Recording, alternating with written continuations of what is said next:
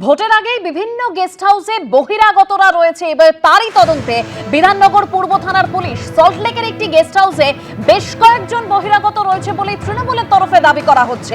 Police সূত্রে আর কি জানা যাচ্ছে একবার সরাসরি চলে যাব হিন্দল দে, আমাদের প্রতিনিধি রয়েছেন আমাদের সঙ্গে। হিন্দল,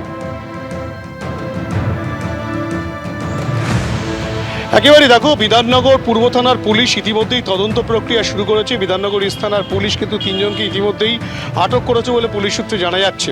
যেটা অভিযোগ করা হয়েছে তৃণমূল কংগ্রেসের পক্ষ থেকে, তৃণমূল কংগ্রেসের যিনি প্রার্থী হয়েছেন সুজিত বসু, তিনি কিন্তু স্পষ্টত অভিযোগ করেছেন যে বিধাননগরের বিভিন্ন গেস্ট হাউসে বহিরাগতরা এসেছে, যারা কিন্তু এই দ্বিতীয় পর্বের যে নির্বাচনে এই বিধাননগরেও নির্বাচন রয়েছে, সেই বিধাননগরে অশান্তি তৈরি করার জন্য কিন্তু বহিরাগতরা উড়িষ্যা, ছত্তিশগড় এইসব জায়গা থেকে এসে আশ্রয় নিচ্ছে। এবং তারই পরিপ্রেক্ষিতে তারা যেটা বলছেন যে AL 242 একটি গেস্ট হাউস রয়েছে, সেই গেস্ট হাউসে গত 17 তারিখ থেকে 8 জন বহিরাগত তারা কিন্তু এখানে এসেছিল। এবং তৃণমূল কংগ্রেসের পক্ষ থেকে যেটা অভিযোগ করা হচ্ছিল যে বিভিন্ন গেস্ট হাউসে তাদের নজরদারি ছিল, তারই পরিপ্রেক্ষিতে তারা জানতে পারেন 8 জন বেশ কয়েকদিন ধরে রয়েছে এখানে, এবং তারপরেই পুলিশে খবর দেওয়া হয় এবং পুলিশ কিন্তু এখানে যায়।